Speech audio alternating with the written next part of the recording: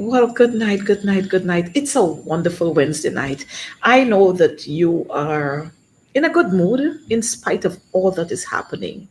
The fact that we are alive here and we can go out there and say how we feel. And there's enough reasons, I think, for us to be happy. Again, tonight we're on for another episode of Advancing the Cause. Of course, you did not expect to see me here tonight, but I'm here. I I am here tonight. So let me say good night to all of you. I want to especially extend our condolences, our heartfelt condolences to the Young's family at this time of their bereavement. It's not easy to lose a loved one, more so to lose a little child, a promising child, a loving child, a child who had so much, her aspirations were so many. It's not easy to lose a child. And in the circumstances in which she has been lost. And so to the Young's family, we do on behalf of the People's National Congress, on behalf of APNO, on behalf of the leader of the opposition, we do extend our condolences to you. And we pray that God will give you the strength you need at this time to especially her mom, her dad, her grandmother, and her siblings, and to Guyana at large, because we are all mourning this loss. We are all hurting.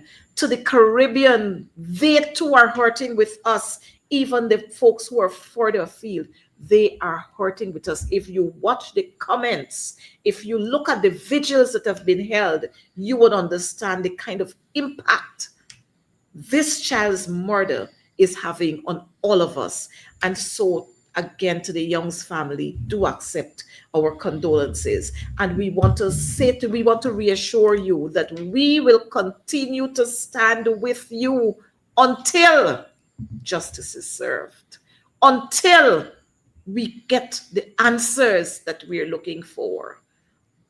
We're going to talk a little more about this. But let me while it's a sober mood, we still have to get on with the business of the day. And so I would want to extend a happy birthday to all those who would have celebrated birthdays today, yesterday, the day before, and those who will be celebrating their birthdays tomorrow. Happy birthday to you. I know that my own dear sister is celebrating her birthday today.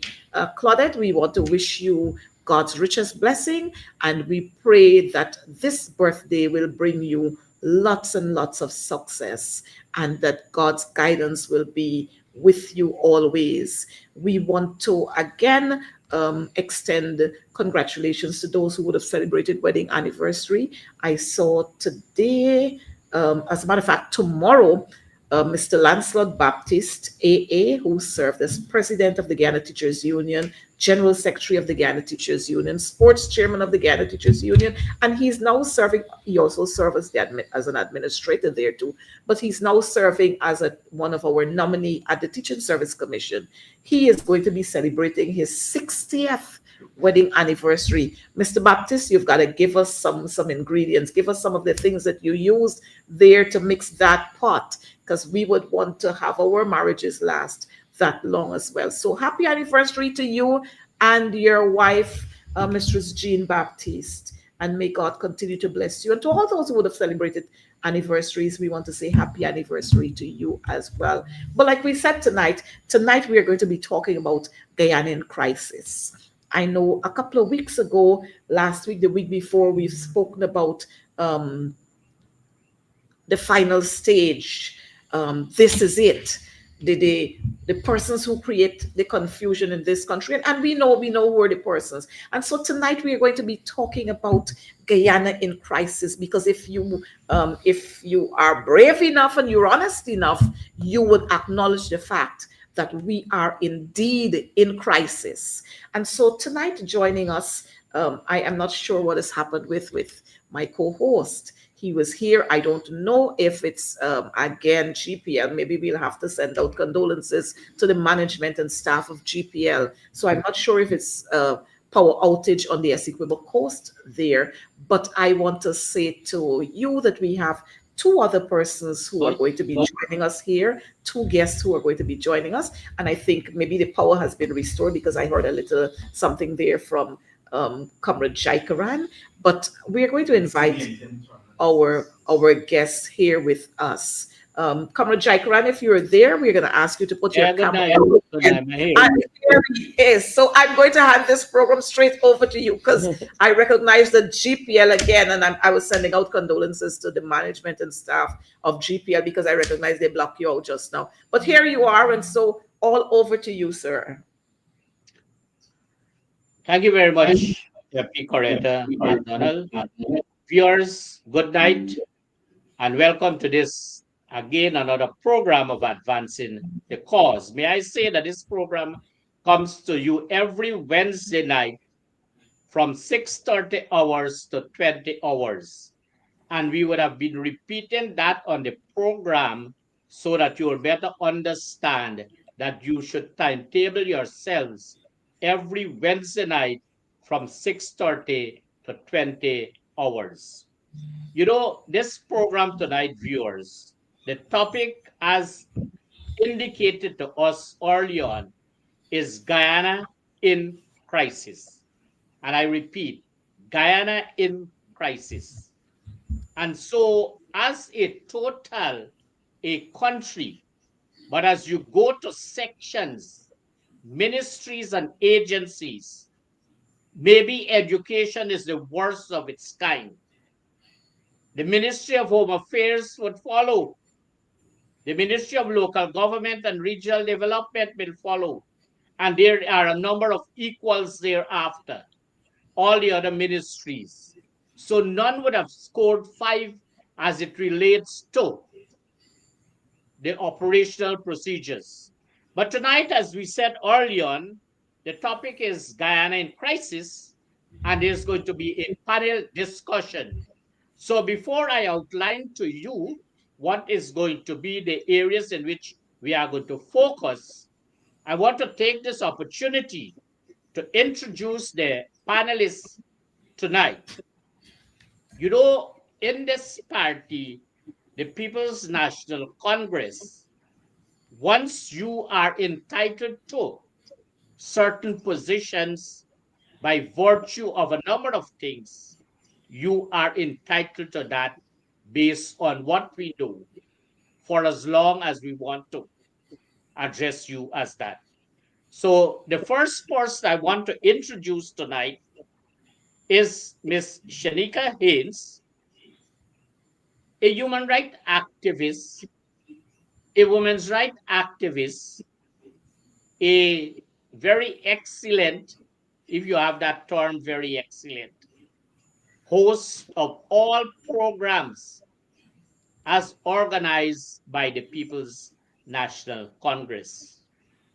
And so I want to present our first panelist, Ms. Shanika Haynes, to you.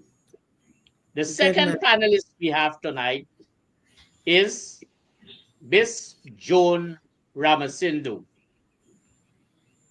a human rights activist, a indigenous peoples activist, a community activist, and may I say to you, and you note that I'm not using the word former, a commissioner of the local government commission. So welcome, Ms. Ramasindo, to this program. And then our third guest tonight, already spoken with you, the Honorable Coretta McDonald, who is the official host of this program, AA, MP, General Secretary of the Guyana Teachers Union, and Shadow Minister of Education. And so why we are here tonight as a panel? We are here tonight as a panel to discuss 6 areas. The first area we are going to discuss would be the Adriana Young demise. The second area would be police irresponsible behavior, especially Assistant Commissioner of Police Mandal and the Commissioner of Police Hicken. Then we are going to deal with the Region 8 situation where some time ago, 20 of our young people lost their life as a result of the irresponsible government not taking the necessary actions to protect our young people. We are going to look at the motion as presented on Monday in the National Assembly and the normal denial of the Speaker of the National Assembly of that motion. Then we are going to deal with a gazetted order by the Minister of Home Affairs. Then we are going to deal with some GTU matters. And so it might not be necessarily in the order that I would have given you, but based on how the discussions, the heat of the discussion, so to speak, would follow, that is how we are going to take this discourse on the panel. And so tonight, we want to address this whole demise of the Adriana Young situation. This is a very critical, very serious issue, not only in Guyana, not only Caribbean, but if you have been placing emphasis on social media, you would have recognized that this is a shameful situation on the government of Guyana based on international interventions and comments from international organizations. So at this stage, I want to ask, and I guess all of the members of the panel would speak to this demise. Let us start, first of all, with the Honorable Coretta McDonald, giving us a background as to this demise, starting from the alleged and the proven disappearance thereafter of Adriana Young. Well, again, good night to all of our viewers. Good night to our those who form part of this panel. Um, First of all, this while I have to while it might seem as if I'm not. It is just mind-boggling that a little child, 11 years old, just completed writing the grade 6 exams. And I'm sure she had lots and lots of efforts were put in there to ensure that she was successful. And so after all of that tiring work, her grandmother decided, look, my granddaughter would have worked hard, she studied hard, it's time for some relaxation. And so they went to double day, double D, double whatever enterprise you want to call it, because it's a place where families would go and swim in a pool. They pay and they go in there to swim at this pool and have relaxation. So this little child, like we know, went there. But then in the midst of everything else, the child could not be found. An alarm was raised, as we were told. But the alarm that was raised was dealt with casually, and that's where I have a problem. A child was reported missing, and this report was just dealt with casually, where the police felt that the child, nothing could have happened to the child within that environment. So we got a report saying the child left with a motor car, a Ram, some red and brown or red and black, whatever color it was, Ram. She was seen entering that vehicle and she left. And that vehicle was heading towards Vridenoop. And then we got another report saying that she was seen in some minibus and she was spotted by some bus shed at Stewartville. And all of these reports coming from the Guyana Police Force. They said the cameras on the road they saw those images, and then rather than the police putting out a report, a stop search, whatever, I'm not sure of the terms, but rather than the police sending out an all station report to look out for this car, the I the way this matter was handled with, it gives one the impression that the police were part and parcel of this child's disappearance and demise. And that is what is worrying me. But the part, I'm not going to go more into that because we know exactly what transpired. But what keeps haunting me is the fact that I'm trying to figure out in my mind what was that child's, her last moments, what were they like? Whether somebody scrambled her and took her into a room, whether she left to go to the bathroom and then somebody abducted her from there. What were her last words? Was she screaming, "No, don't do this to me, Daddy. I want my father. I want to go home. Don't do this to me." Those are the words those are the questions that are bubbling in my mind. And these are the questions I'm sure that are bubbling in the minds of everyone else. And I want to say this: the state would have failed us. The state failed the Young's family.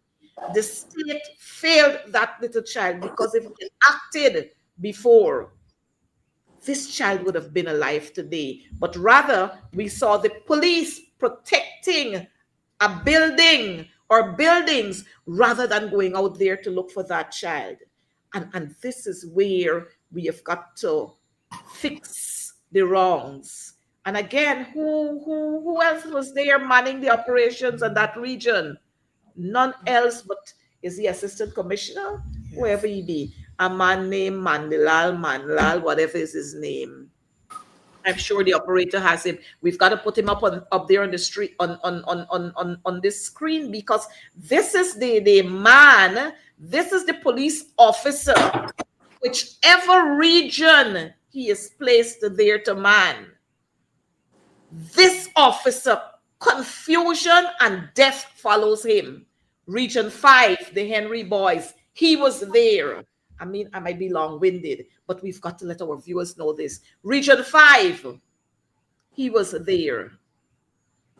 Region 3, he was there. Is which other region? Region 8. Region 8 with 20. He was right there. So it seems as if this officer's got to be pulled in, and you take him through some sort of counseling. And in the teaching profession, we normally talk about continuous professional development. He has got to go through that, because everywhere this man go, we have confusion, we have death. I'm going to stop there for now. Yeah, but before I go to the next panelist, let me say this here. As a teacher too, I don't think any professional development, the number of sessions you would hold from now until his retirement, would change him in any way or in any form.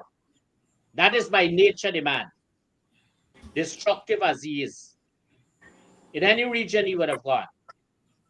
And so we can't allow ourselves to let him cause us to continue like that. We have to take, as old people would say, take the bull by its horn. So at this stage, I ask Ms. Joan to make a few remarks as it relates to the demise of Adriana Young. Thank you, Dennis. Good night to the viewers and the other panelists. Mr. Jaikaran, like the first Ms. McDonald, I myself is lost with this whole scenario of this young child. It is really, it leaves me speechless based on all the little videos that you're seeing and you're hearing. Is like what to believe, what is truth. And I am certain that many are like myself out there, wondering what really it is, because we have got a report on how she died. But there is still more to come that leaves people hanging. Where, how, what? Just like Sister Coretta, what was her last thoughts? How did they treat her? There's so many little things running through our mind. I say our because based on conversation with everybody, everywhere you turn, people are speaking about it. And it's all going to one direction where it was negligence, gross negligence of the people in charge, the government and the Guyana Police Force. Because if they had done what they were supposed to do, according to the standing operation procedure, all of what has transpired within the past few days would not have happened. It is real heartbreaking also, like the colleague said, this young child wrote her exams just a few days ago. It means that she was in a study, she was committed to her studies for the past year and was unable to enjoy herself freely. And like any grandmother, I would have done the same thing. Take her out, see that she needs a recreation to free up herself. And then they took her to a place where it's supposed to be safe. At an international hotel, it is mandated that there must be a lifeguard at any pool to look at the children, to look at the individuals there in case of any emergency. But like according to what we have seen, we know definitely that that girl did not drown in that pool. We have seen videos to prove that it did not happen there. So, it's like we, the Guyanese and the world at large, are left at a loss. And we're still hoping that at the final analysis or the final report, we get some sort of closure, some sort of satisfaction for the family, friends, and every grieving person. Thank you. Thank you very much, Miss June. And I think, like you, very many other persons are of the opinion that that should not be the end of, but questions ought to be answered. So there are a number of missing links that ought to be, or that ought to come out so that we can know the truth and the whole truth of this story as we get to the bottom of it. Um, Defin- so at this stage, we Definitely. want to ask, Shamika is there? Yes, I'm here. Yes. So we want to ask you now to give your views on the Adriana Young demise from your point of view. Good evening. It is for me a very difficult conversation to have. I know, like many Guyanese, we are not the parent of Miss Adriana Young, but I know many Guyanese of every part of Guyana, every race, every religion have felt this this situation that that family has found themselves in, and this country at large has found themselves in. As a mother of three children, and my last child being 11, it has tormented me. Like many other persons I talk to, they tell you that they are unable to sleep. They haven't slept properly since this incident, and it has been resting on our minds, or the minds of Guyanese, the minds of persons looking on, because we can see the outpour of love as well throughout the Caribbean and the world at large looking in on this situation. And what I want to say is that there are failures and they are persons who are complicit, or systems that I believe are complicit in this child's murder. I will say murder and her demise.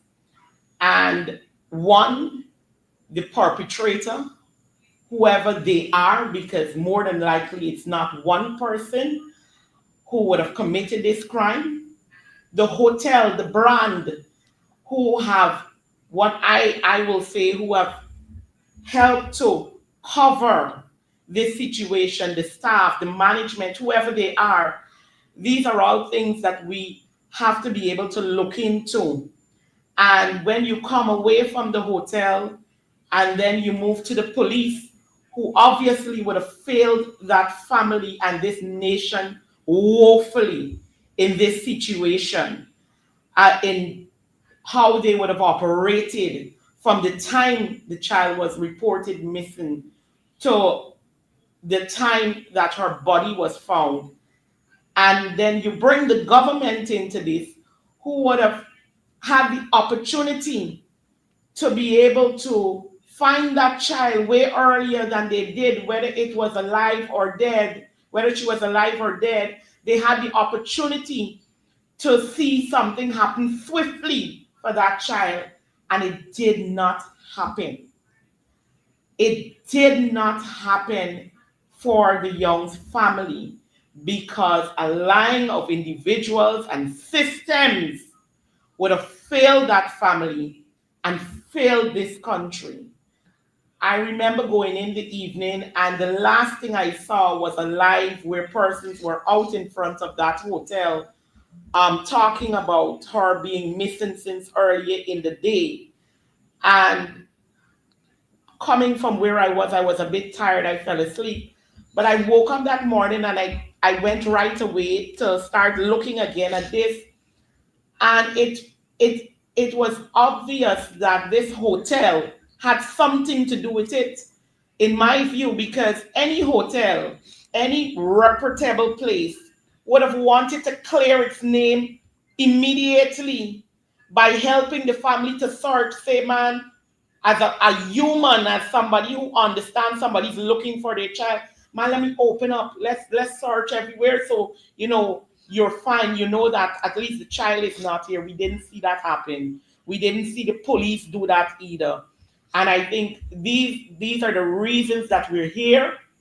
And because I know this is just the opening of the conversation, I want to say, for these reasons, we as a nation, we as a people, we have to, we have to call for the justice of Adriana Young, and we as a people have to see it through so that nothing like this will ever reoccur, not just because we would have gotten justice or dealt with it, but because people would see that we are determined to rid our nation of this level of evil, this level of wickedness, this level of complacency, this level of injustice in our nation. So we have to see, we must see justice for Adriana Young. So, viewers, we would have, in brief, looked at the Adriana Young demise. And all we would have heard there would have been very introductory, so to speak, on this matter that has depth. And so we want to, from when that discovery was made, not even before then, when that alarm bell went off, to say that this child would have been missing from where she was at the hotel. And when the police would have been so advised, from then to now, we would have recognized that there was tremendous outpouring of concern from supporters. Listen that I'm saying, I'm not using any other word, but this program is maintaining that one word. Supporters of the family, supporters of the cause, supporters of finding the truth. And so from then, we would have had very many misleading situations and information, so to speak. Denial on some parts of rogue elements of the Guyana Police Force. And once any organization is managed by someone who would have been placed there under questionable circumstances, and I make reference to the Commissioner of Police, Clifton Hickin, and who himself allegedly would have been fingered or associated with, allegedly, in number of these situations. And so the question to the panelists, and not in any order, but as we see fit now, to ask the bold question, recognizing that there was total irresponsible police behavior before this incident, and it was more activated for the past couple of days since this alarm was raised, even up to today.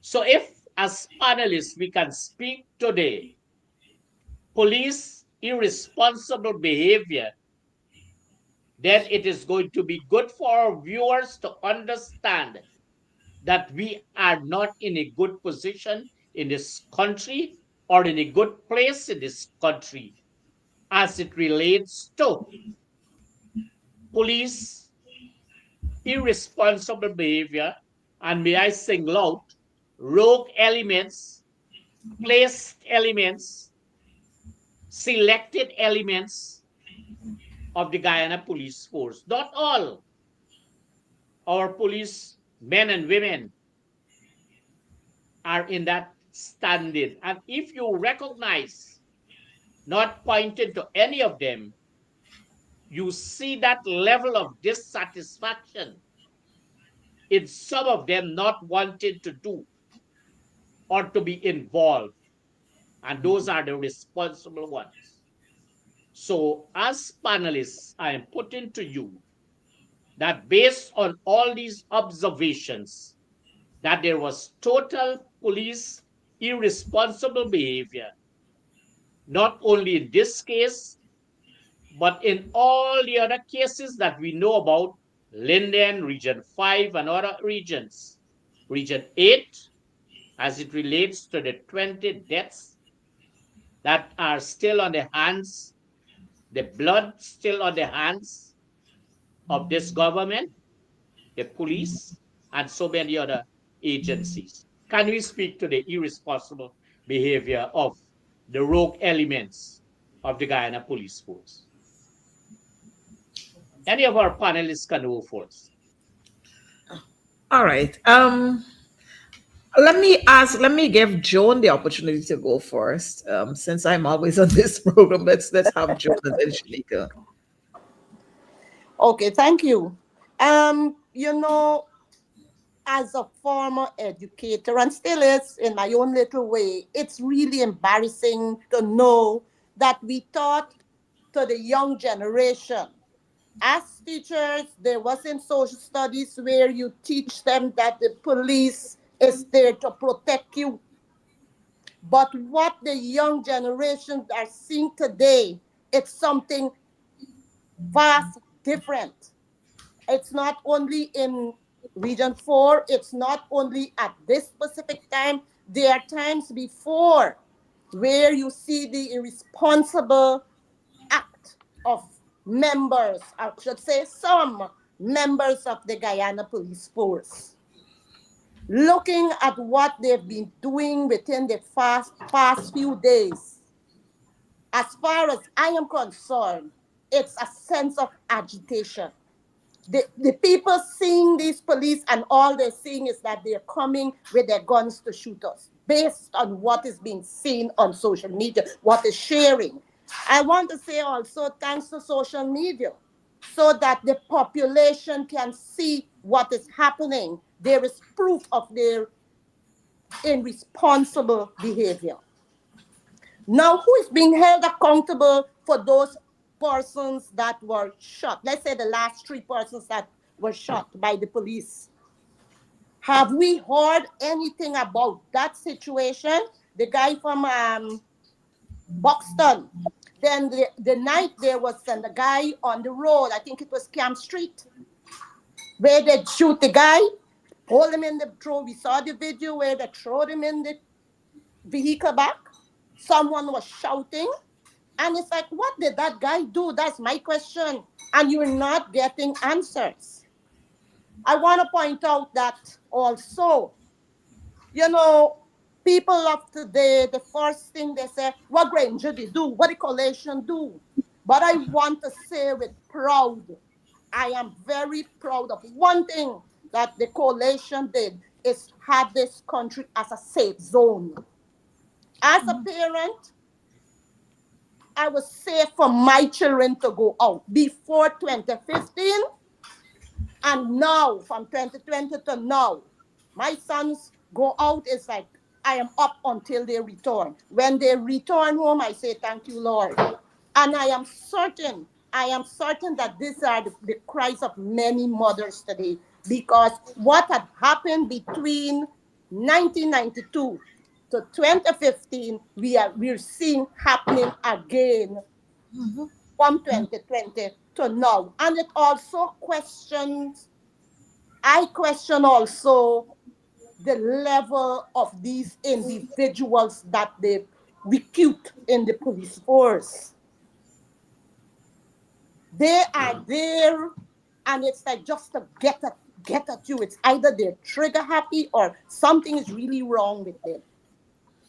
Something is really wrong. And I want to, to encourage parents. If your child is going to join the police force, please talk to them. Please try to guide them to do the right thing so that if it is possible for bring the Ghana police force back to get some sort of respect. Because it's hard to say certain things because you gotta still be scared of what is happening now. That the police, some of them will come after you. We have seen it with look today, the people that they have sorted out, pass them through the court, charge them, some get remand. Now, what happened to the policemen that were on the scene of Adriana's scenario? My question again. It is there. I don't want to say that now, but there are the incidents where we have seen the fall down of respect for police, the policemen for the Guyanese citizen, and also the Guyanese citizen for the policemen. That is why we're seeing so much of individuals fighting back with the police. That's my take. Operator, I think we had enough of Mandal for this time. Actually, he is spoiling this program. We just took him We can off. take him off and put him to rest. He's scaring us. I At don't least know me, because I gotta wonder if he really went on administrative leave. That is something.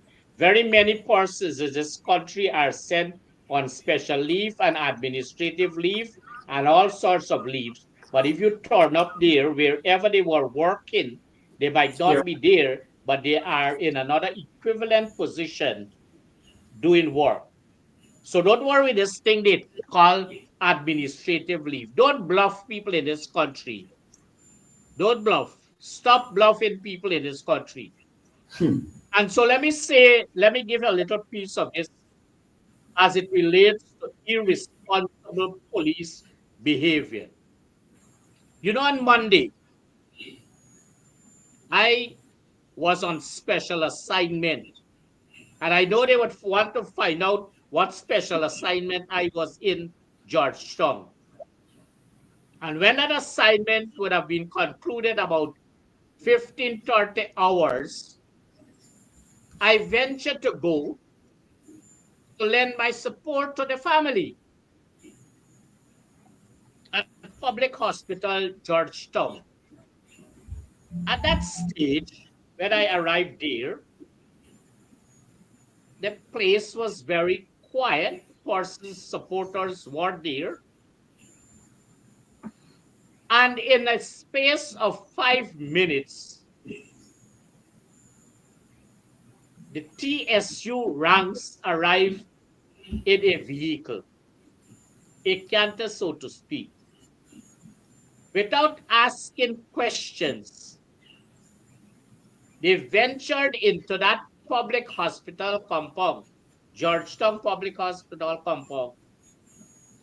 And from there, some of them opened fire on the supporters that went there to give their whole support, so to speak, to the family of the late Adriana Young. And they were firing shots indiscriminately. They did that on the streets. And persons who were standing there, whether they were given support or not, they were there because they belonged to this country. And there was no curfew or nothing saying that you should not be there. And so I was a supporter,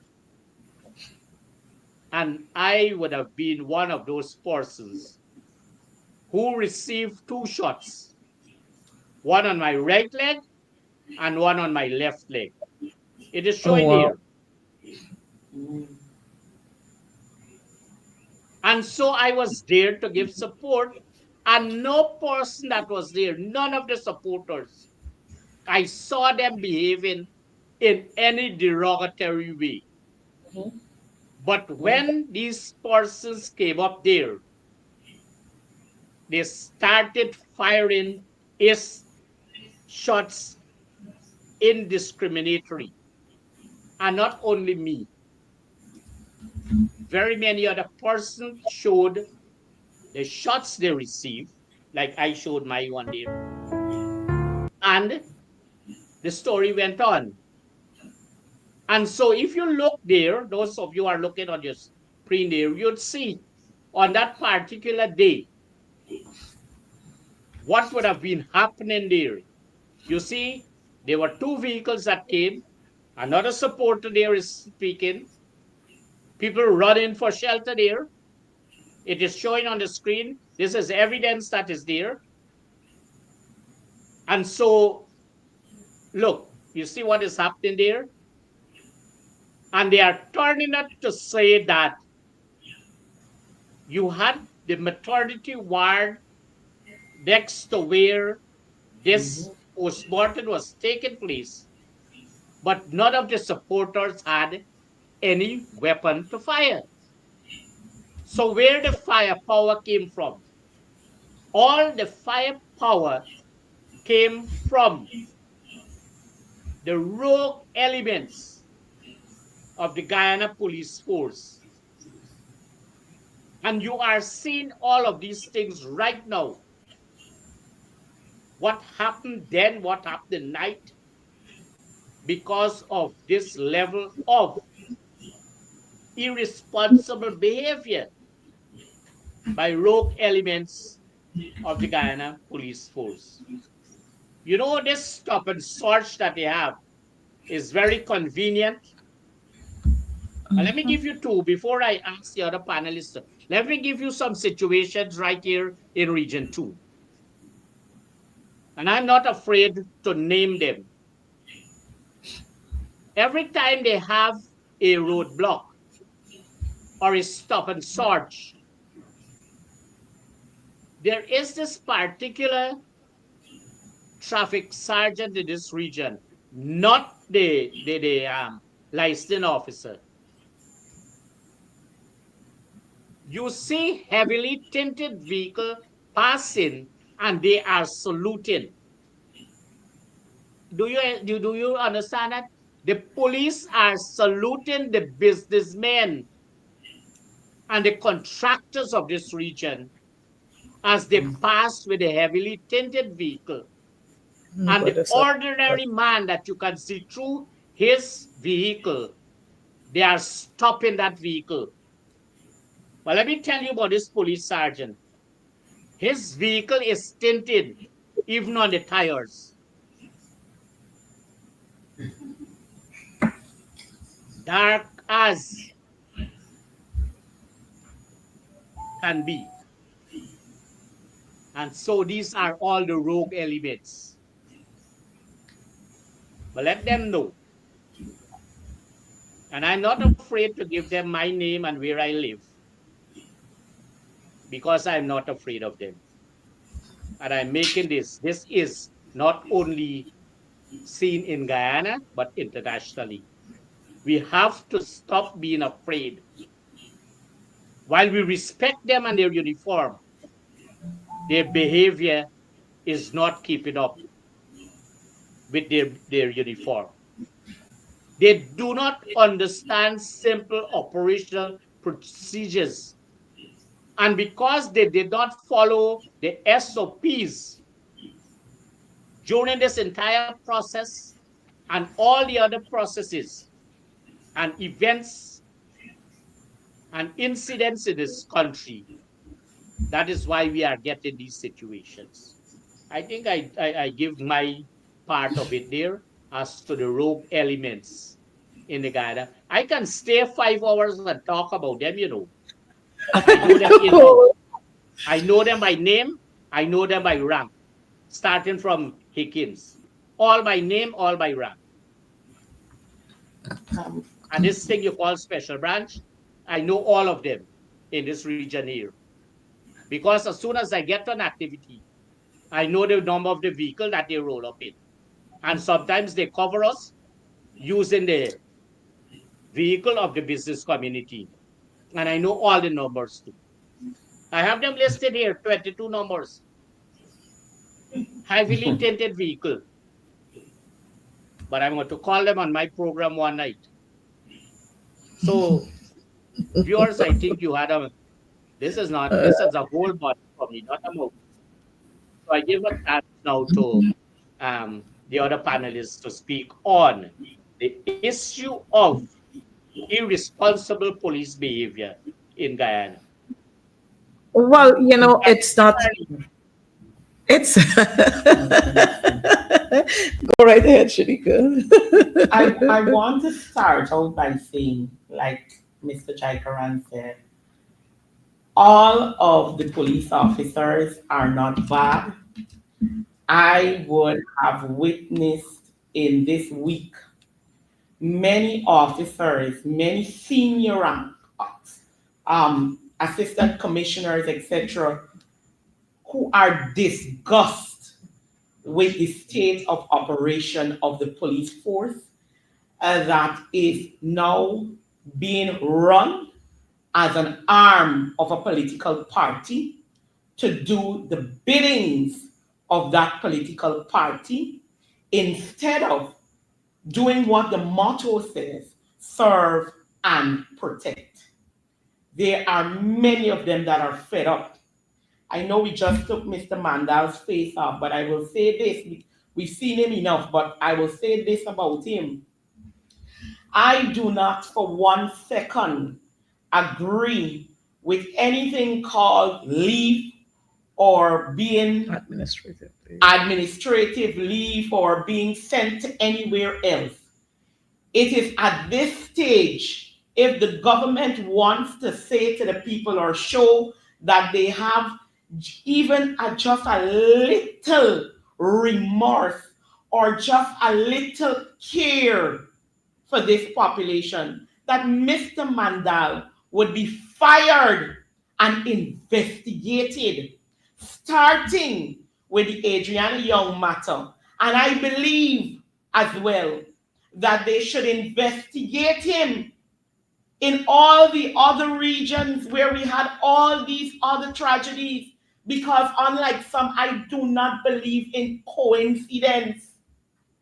To me, it cannot be, in my opinion, that one commander was in control when 20 Amerindian children were burnt in as if they were an infirmary without anything coming out of that matter properly to date.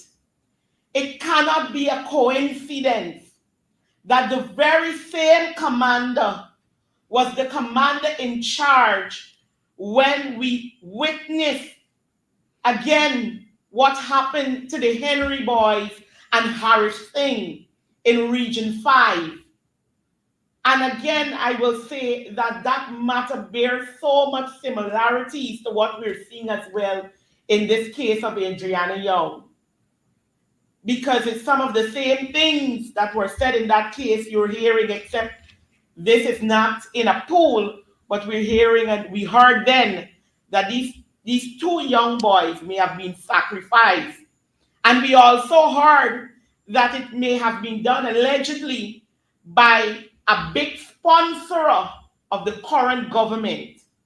And it is the same thing we're hearing in the Adriana case, because when you talk to the people in Region 3, they tell you that is where the government goes to share out. It is alleged that there's where they go to share out this stuff when they bring to the region in Tushin. Another big sponsor of this government. And here again, we have a common denominator, Commander Mandal. I do not believe in coincidence.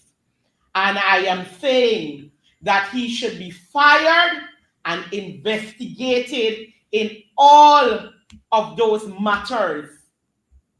He should be fired and investigated in all of these matters. I know we're using the word irresponsible, but when you were able to see all of the things that transpired in this Adriana Young case, I don't know if I can use the word irresponsible. I may use the word complicit or part and parcel of based on their actions. Mm-hmm. It was this very commander, while no footage, the neighbor's footage, which was reviewed by the family, had nothing showing that Adriana Young left that hotel, who insisted that he had video footage of her entering a car. We heard him ask the mother to come away and clear the road and show, and he will show her the footage. The crowd made him show her it right there, and she said, "That is not my daughter." But they went ahead and still issued a statement saying that that child left in some car or was adopted, and the stories that were told. I do not believe those things are coincidence. I do not believe it was a coincidence. He told that woman, "Go home and sleep." Mm-hmm. It was in their every effort they were trying to get the family and the supporters who were out there to remove from the hotel without doing the most important thing, which was searching that hotel. I was told by family and persons who were there that until about 11 to 12 that night, there was only one officer who came there and insisted that that place should be searched. And we were also told that that officer saw strong opposition from that commander in getting that done. Even after the minister got there, we can review the videos. And she said there will be a shutdown of the hotel and a thorough search. This commander was still in front of the hotel guarding it. He was still in front of the hotel with other officers guarding that premises at the time, ensuring that nobody walked in, while the Minister of Social Work is saying, we're shutting the building down, we're going to have a thorough search, we're going to bring sniffer dogs. And I honestly believe the only reason Adriana's body appeared in that pool at that time was because the minister then would have hinted while they were still guarding that sniffer dogs are coming. And it is because of the insistence of the parents and the supporters that that young lady's body was found, because they decided they would not remove from that building until they found her, because they knew for a fact that she did not leave that hotel despite everything the police did. Now all of this happened. The country watched this thing happen before their eyes. The world watched it happen before their eyes. And when persons decided to raise their voice, calling for justice, that the same so-called government is saying that they want as well, this same government, this same police force that nobody trusts anymore, were the ones seeking to create havoc. Like you, Mr. Dennis, I was at the hospital and I was there a bit early. When I got there, there weren't a lot of people there. If they wanted to cordon off the place, they had the full opportunity. By midday, the area was filled with supporters who were waiting to hear and be with the family when they got whatever news that would come from this test. And I'm saying to the general public, there was no rioting, there was no drama. There was one small incident on that day that was caused by the security at the gate, who assaulted a woman from one of these organizations that was registered to be there to be a part with the family. He assaulted her. And because of that, you had a small conflict. But outside of that, nothing, nobody was doing anything. And I can say this without fear of contradiction. The officers on ground did not even know that the TSU was being sent, because they felt as if they have been doing a good job all day. They were getting help from persons like myself. If anybody said anything out of the way or unruly, we would go and talk to them and calm them down. The officers were comfortable that they had the situation under control. When that TSU van pulled up, the officers that were placed in charge of that scene and the officers in blue that were at the gate were just as shocked as the supporters on the outside. Those officers in brown clothes, assistant commissioner or whoever they are, I can't tell you their rank, just like us, had to be running because of how irresponsible, I'll use your word now, Yes. and how reckless they performed when they got there. As a young child, I would have witnessed protest actions that were terrible back in the days during the 90s and the 2000s. And you know what I knew? When TSU came on ground and any confusion was happening and they wanted you to remove, the first thing they did, they got into formation. They had a man with a loud hailer who would say, "We're asking you to disperse." He would read the riot act and he would ask you to vacate, remove, whatever it was for a good while.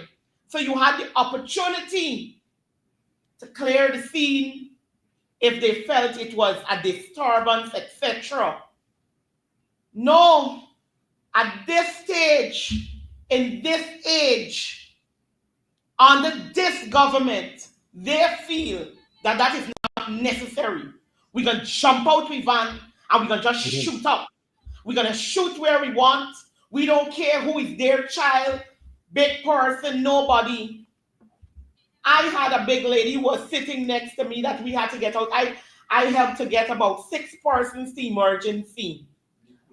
A lady who was shot in her eye, the lady sitting next to me had 6 across from her hip right down. 2 young men who just came out of a building from work.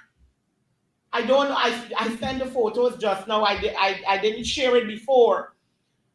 19 pellets each, and they weren't even a part of the supporters on that afternoon. 19 pellets. They walked down Middle Street and began shooting in every direction, forgetting that they were in an area where it should be a safe zone because it's an hospital. Imagine you have a government who can instruct the police force to shoot up indiscriminately at a hospital, to the point they run in the yard and there are videos and nurses and people talking about them even running into the building and shooting. But you know what I want to say? I want Guyanese to understand. I try to wrap this up very quickly. I want you to understand this. This didn't just happen. I believe it was orchestrated. Prior to the body being cut, we were told that this autopsy may take 3 to 4 hours. Therefore, you were looking at about 4 o'clock for an end of whatever was happening in that room. It is no coincidence, in my view, that around 3 o'clock, so that they can lead up to their confusion, you saw misleading reports coming from certain media houses saying that there was confusion and people were pushing and rioting, although nothing of the nature was happening. And then we heard, I will bring this in, the insertion of some Indo-Guyanese children and teachers having acid thrown on them. Whoever did that can't be human. And I hope just as fast I see them locking up all these little boys all over the place, whether they do or ain't do. Up to now, with all the footage they have not been able to catch these people who threw the acid on those children and the teacher. I beg to ask the question, why? And shortly after that, the police arrived and they did whatever they wanted to create confusion, knowing the mistrust that the entire nation holds now for the police force. All of this has happened. But I want to just remind Guyanese quickly, this is not the first time we have seen this. This is the MO of the current administration. And I want to at this time plead with our citizens to not fall prey and trap to the things that they're doing to provoke this country into further mayhem. Let us not fall for the bait, but let us continue to call for justice for Adriana Young until we get justice as well for all the other cases and all the other things. And Guyanese must not let this come out of their minds as we call for justice, that these things only happen under a PPPC government. It only happens under a PPPC government. We must get justice. Thank you very much, Shamika. So, But I couldn't. thank you very much, Shamika. You see, this topic we are discussing, we can take a whole day from 8 o'clock in the morning to 8 o'clock. But let me quick, we have a few minutes more, and then I'm going to give each panelist 2 minutes to conclude the discourse, and then I'm going to say thanks. So before I go there, let me just say something here. When these people issue documents, it is happening in the Ministry of Education. A set of dunce people, from the minister to the PS to the CEO, all the officers there, a set of dunce people.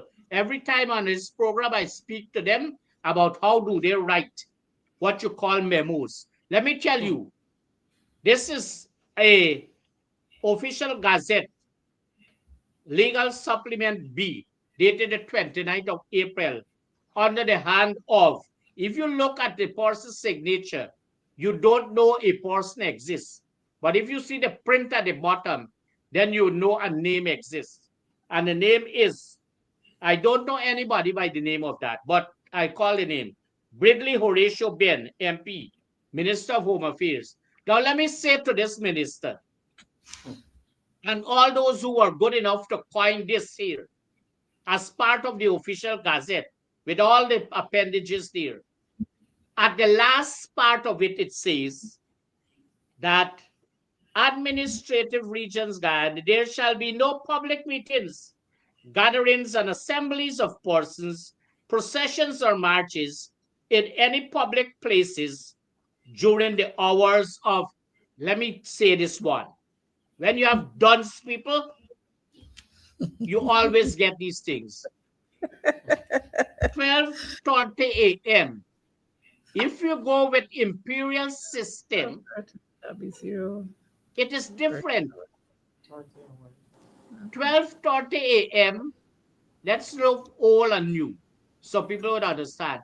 12:30 a.m. would mean when you pass 12 o'clock in the night, 30 minutes after that is 12:30 a.m.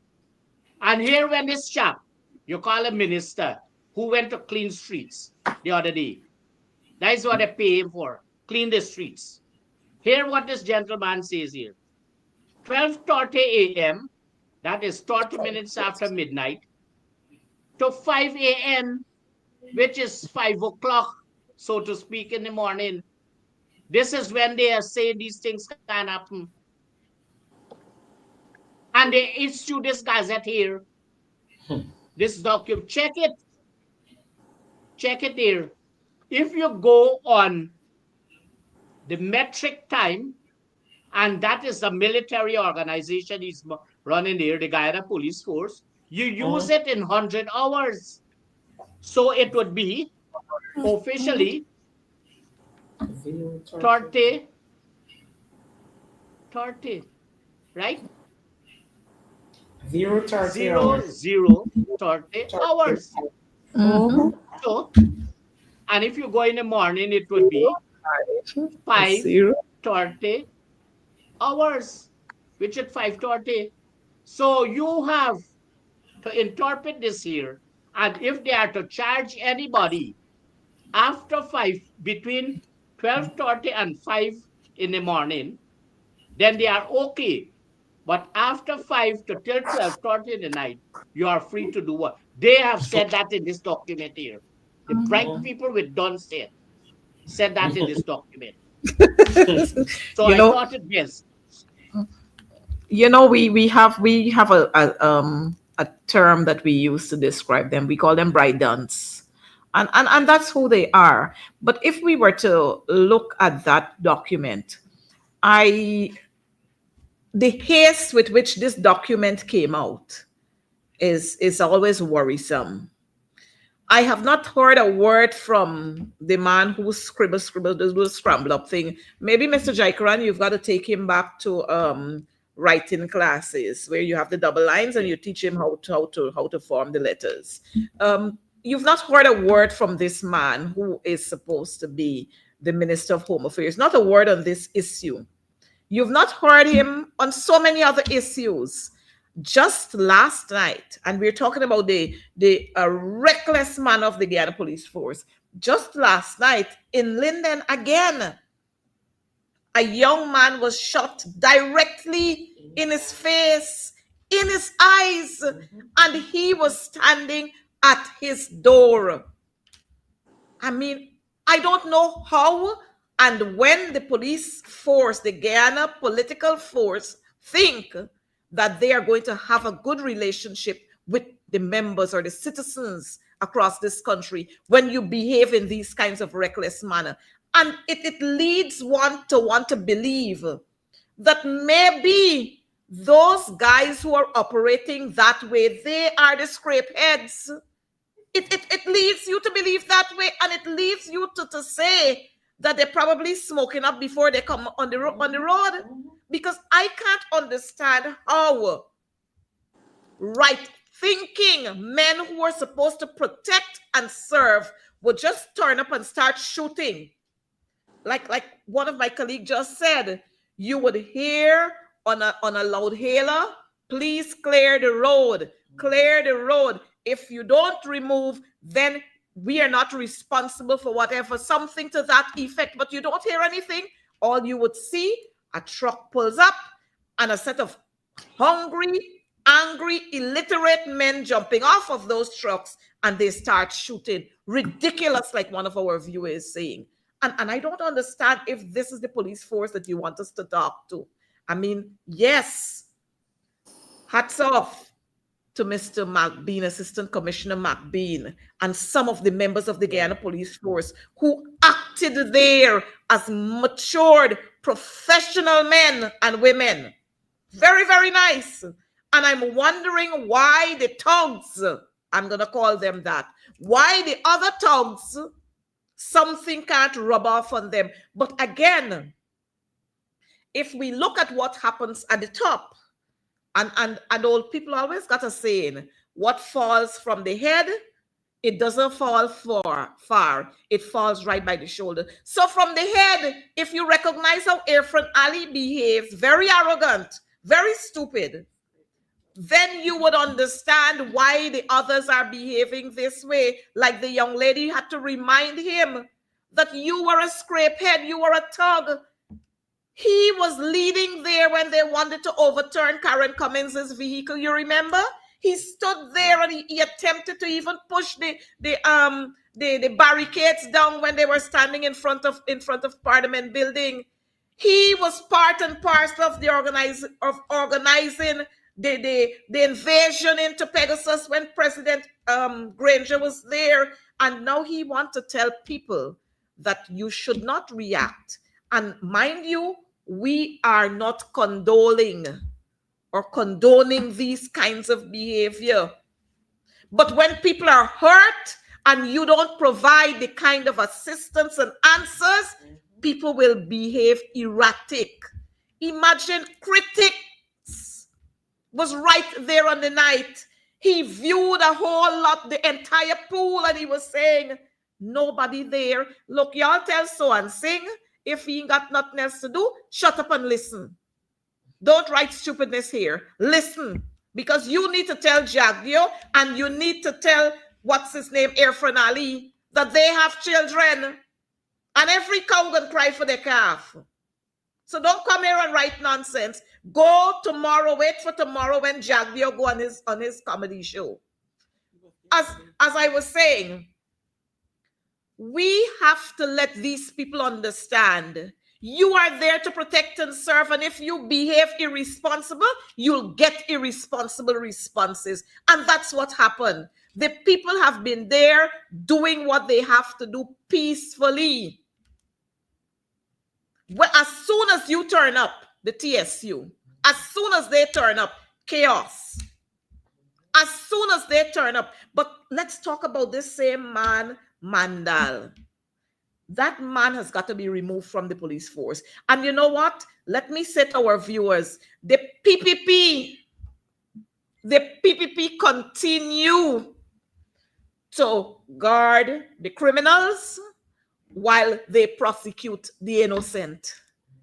They continue to do that, and this is no hide and seek business. We have seen this all along. I remember there, Paul Slope being the chairman of the Police Service Commission, when that commission had decided then that a certain few should not be promoted. By the time Irfan Ali got in there, he overturned that and he promoted the same row crew. That's why we're having the kind of confusion that we're having in our society today. Some of those same row crew, their names were mentioned in all kinds of illegal activities, and they are wearing big badges today. So what can you tell the people? Some of them have been accused. It is alleged that some of them are part and parcel of what is happening in our society. They're part and parcel of being with the criminals, lending them guns, and the criminals giving them monies. So this is where the breakdown has come in our society. Again, irresponsible attitude. You see a crowd there, rather than asking the crowd to disperse, you start shooting. We've got to go back to the days when policemen and women were taught, one, how to speak to people, how to approach situations, and to allow situations not to escalate. We got to go back to those days. But you know what? If Clifton Hickins could be confirmed as Commissioner of Police, then I don't blame Mandal. If we could have what's there as our Deputy Commissioner, Assistant Commissioner, wherever is his rank, then anybody else could be there. You know, anybody else could come and do the madness. But let me remind the Guyana political force. In early 2000s, we had a period there where policemen and women were scared to wear their uniform. Maybe you want us to get to those days again with your attitude that you're portraying now. Maybe you want us to get there. And you know, I have to be very mindful and coin my words, lest they say I put up a wanted bulletin for me to say I'm wanted for inciting violence, because, you know, they feel that these kinds of threats and this kind of fear, when they drive this fear into you, that you wouldn't, people would be silent. But I'm not going to be silenced. Nobody will silence me. I will speak, because that's why I have a mouth. But I want to wrap up by saying we have seen the police issuing all over the place recklessly faces of citizens and these wanted bulletins. But we have not seen yet a picture of the owner or his son for Double D. We have not seen yet any of the staff members whom they've pulled in for question. We have not seen those pictures. We have not seen the pictures of that same young man who was standing by the pool, whom it is alleged, and there are reports, there are video footages there to show from his knee down, his pants was wet and his shoes wet, and him going up the stairs, and the fire started when he came out of that room. We have not seen them publishing these things, and we are wondering why not. So it is safe to say, it is safe to draw our conclusions that the government is part and parcel of everything that transpired there last Wednesday. Why isn't it, Shanika said it, that the police should have been there to act swiftly? Why we couldn't empty the pool? Why we couldn't allow maybe the father and the mother and the grandmother and maybe some aunt to go in there with the police to conduct a search?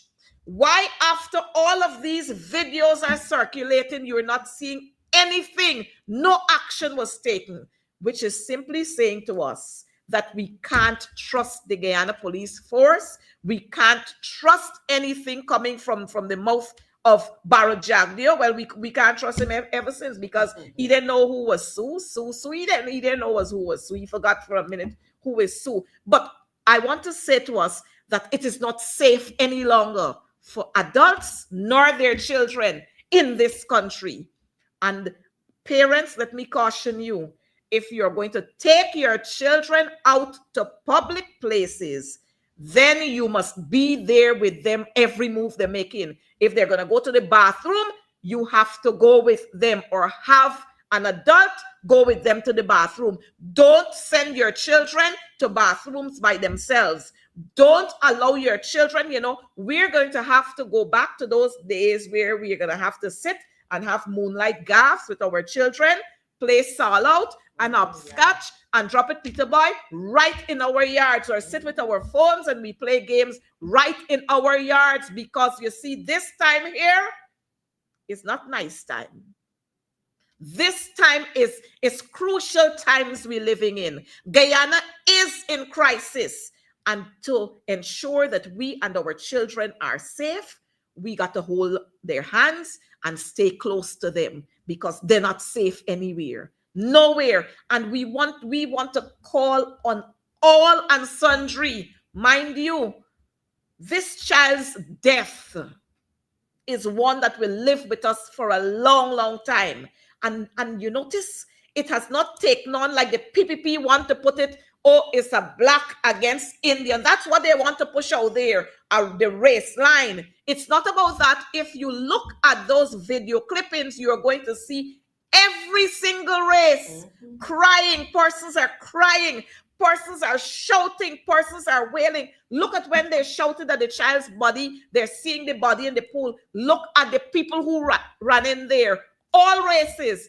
I want to say to us, Guyanese, this country is ours and we've got to take it back. And we can only take this country back if we stand united. Because the wickedness that the PPP government is bestowing upon this land, all of us are going to be consumed if we don't act now. Now is the time for us to act. And you see many of the confusion. The PPP, they are the ones who are writing the script so that the play can be played out, so that they will come to the point where they are going to impose upon us a state of emergency where you can't do anything else. But I notice we have the curfew. But I'm waiting, because on the 24th of May, we got cartel show on the 24th of May. I'm waiting to see if the curfew is going to be lifted just before cartel show.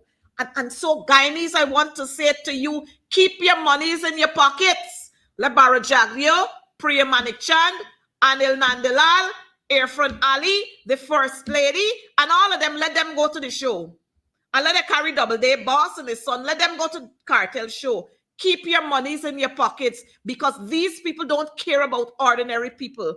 I am sure if that was Minister Indar's child, and he's one that I'm very upset with, because he lives right in that community, and not a word from him. As to the First Lady, I ain't gonna say much about her right now, but I'm disappointed that the same First Lady who talk about distributing sanitary pads, this little girl would have been at that age in another year or so time. Not a word from the First Lady. Oh, she waiting on results of the post-mortem. Well, you get it now. Nonsense. You should have been there. The first family should have been at the home of those people there. But no, y'all very selective with what you do. But Guyanese people, let me tell y'all something. Keep your monies in your pocket.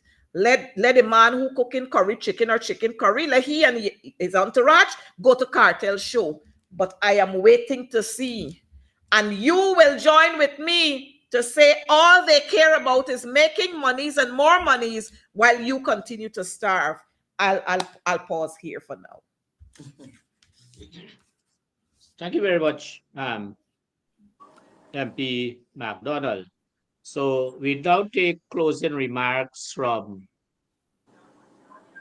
Ms. Commissioner of the Local Government Commission. You notice I didn't say her name because I wanted you to search your memory to see if you remember her name when I introduced her earlier in the program. So, Miss Joan, Yes, thank you, Dennis. As the topic was or is, Guyana is in a crisis. It is in a crisis again in the security sector. We are seeing, Mr. Jaikaran, what we have seen in from 1992 to 2014. It is there again. If you can recall, from 1992 to 2014, when you wake up in the morning and you're frightened to watch the newspaper, because what you go see in the newspaper is somebody get killed, Mhm. somebody get shot, Another body on the streets. another body on the street, and then you hear the songs being played of Oh, how man. many more? how many more. Even until today, when you hear that song, it sends a chill through your body because we're going back there. We're seeing it daily. And I want to advise, I want to plead with my Guyanese people. You have a chance, an opportunity to compare between that first year to 2015 to 2020 and now again. Mhm. Compare, look at it. Have we seen things like what is happening now in terms of the shooting of our citizens? The lives of young people at that also is being taken away from us. This last one, and there are many more that we can recall where justice was not given. We can go years back to a young lady that was found, I can't remember her name right now, that was Monica found out on the Reese. street on the road. Monica Reese, Monica, Main Street. Monica Reese, Monica Reese, yes. And Friday, justice was Good not Friday. served to her parents, and we can continue. Mhm. Many in between, I go back again from 1992 to 2015. A lot of parents are still grieving because they don't know where their sons are. Most of the time, it's our young men. I want to take this opportunity to encourage the parents to talk to their sons, encourage the young men. You have an opportunity that's there before you. You're seeing it. Stay home. Stay home until things change. A change is coming. We know that a change is coming and a change will be better for us. As the saying goes, we as a Guyanese have to know what we want within the next 5 years after elections. We are the Guyanese that got to make our future either bright or dull because of one little mark, our choice. The Guyanese future, the young generation's future depends upon us as Guyanese. It Mhm. is time we make a change for betterment for our country, for the younger generation at least. At this time, I call on justice for little Miss Young. I know all of us are all Guyanese, all human beings with a heart, human beings that has empathy, are waiting and looking out for justice for this last case. We need not allow this case to go down again like the others, because if you can recall, based on pictures and based on videos shown, it's not the first time this thing happened at that particular hotel. Mhm. On a Mhm. few days ago, there was a mother who came back out because she lost her son actually under the same circumstances. And there were others before, which sends several different thoughts in our head, of which Mhm. goes down exactly as it's been saying. It's a sacrifice. We have seen videos where people speak out. People, they're saying it is, and some denying. But we all, every Guyanese can have their own opinion of what happened. Once again, I also want to play on the parents. Keep an eye on your children. It's not safe. It's not safe out there. as individuals, let's tell each other that. You know, you see somebody and they're going on the road, okay, be safe. Let's try to implement that system and telling each other to be safe, be careful out there so that we can have a change. I think. Mm-hmm. Thank you very much, Ms. Joan. Mrs. Shamika. There is that saying that goes, those who forget the past are doomed to repeat it. Mm-hmm.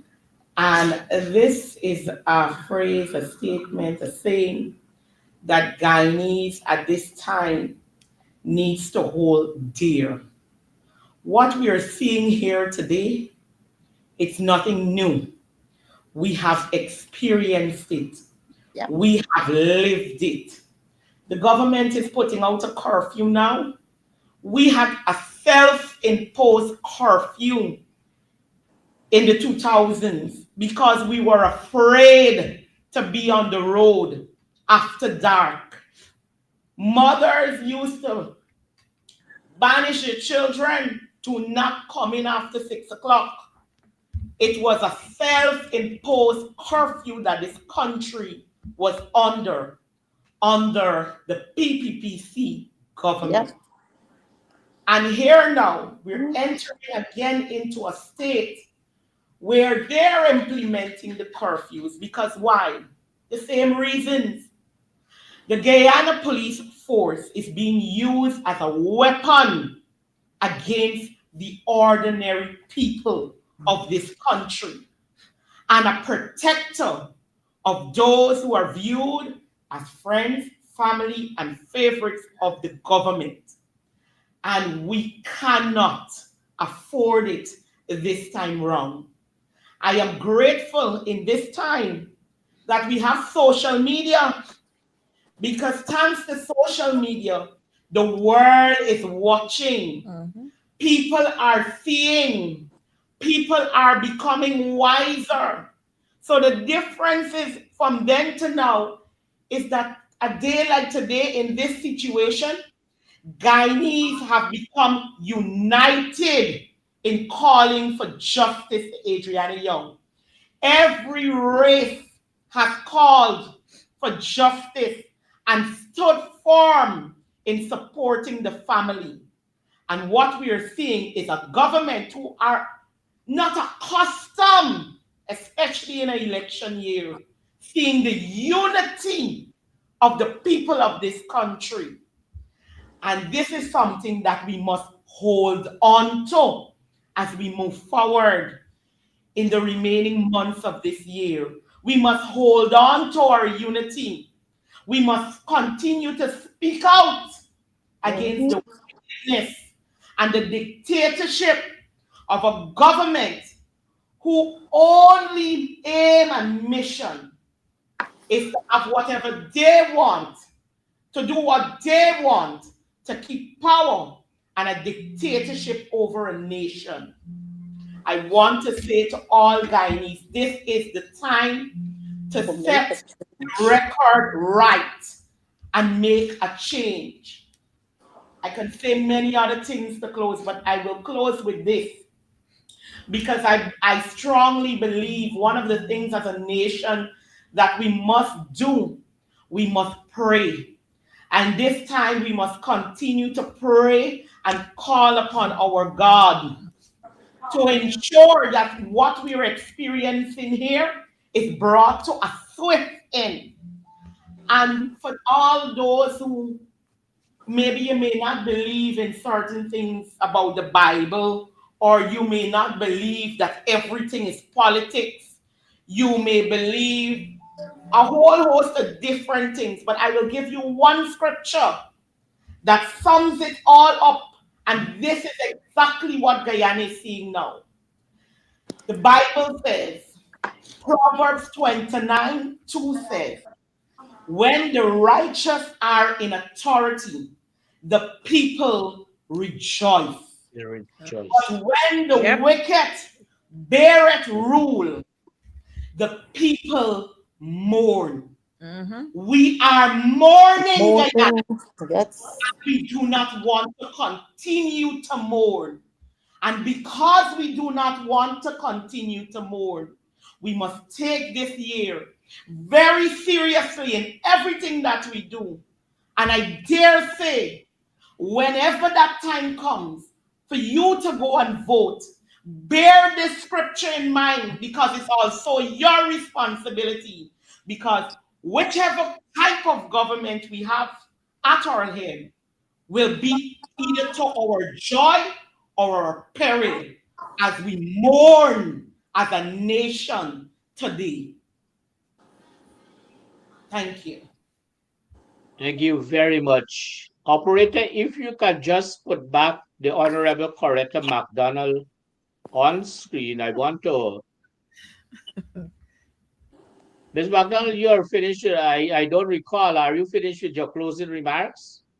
Well, I would just want to join with Shanika to say that the Bible also says, if my people who are called by my name, if they will seek my face, call upon me and ask for forgiveness, that I will heal their land. I'm not sure that this government is about that.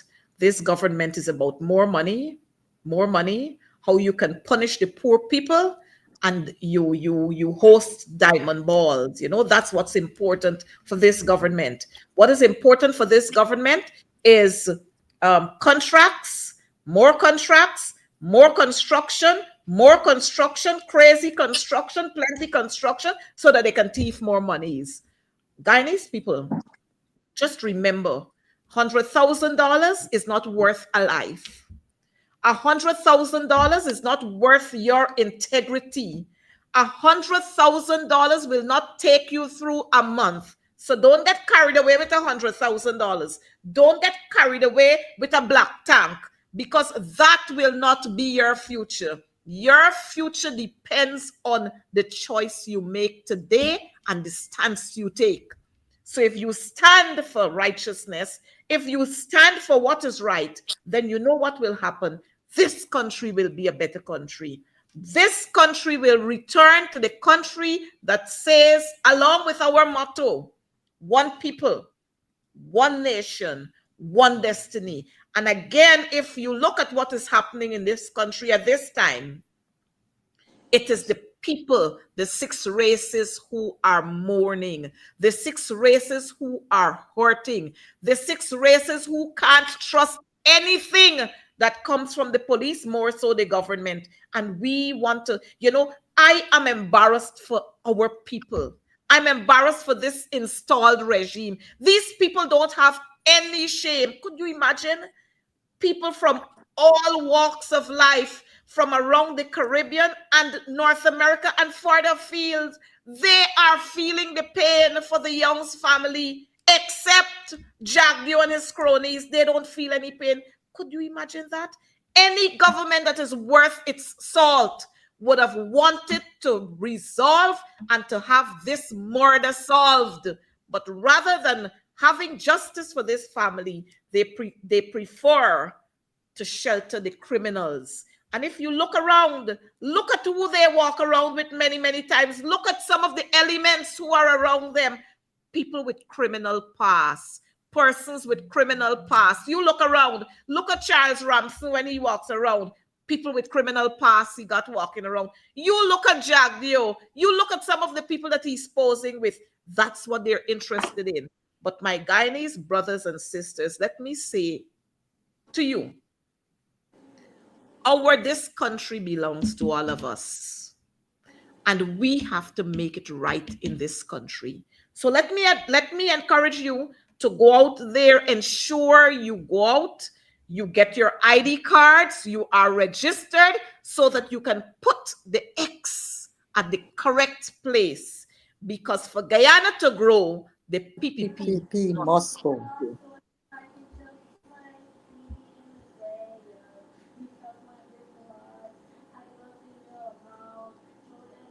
So, viewers,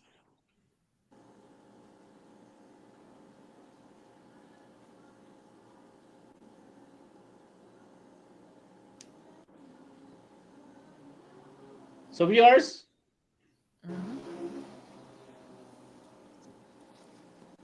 We are hearing you.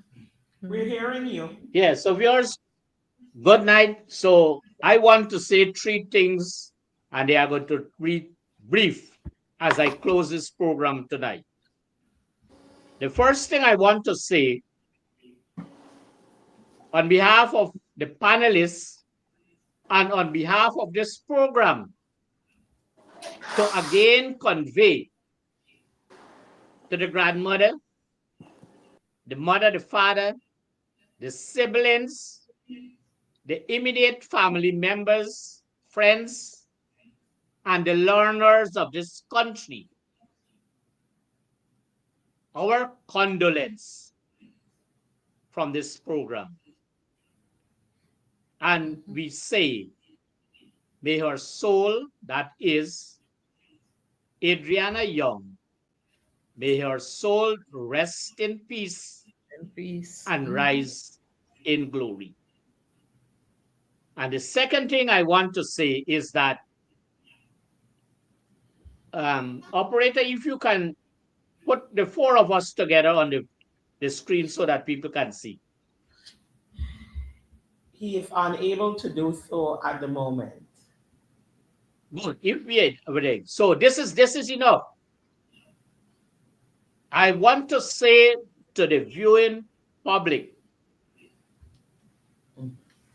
that if you look at us here on this program, we belong to one party, the People's National Congress Reform. And for the time being, you can see the diversity as it relates to ethnicity, and you can see the diversity as it relates to sex. And so I want to clear that air tonight to say the people who believe that this party is only for one group of persons, one race.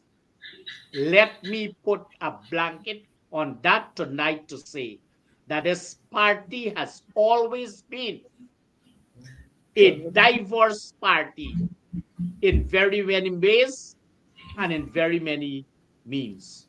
So I want to close that chapter of the belief that some people have. And the last thing I want to say as I close this program, that tomorrow is Labor Day. And I want to convey to all of our workers of this country, despite the fact that you are being punished because of the wages you are receiving, because of the benefits you are receiving, based on this big boast about this Guyana being the richest country, our workers are still punishing for a livable wage.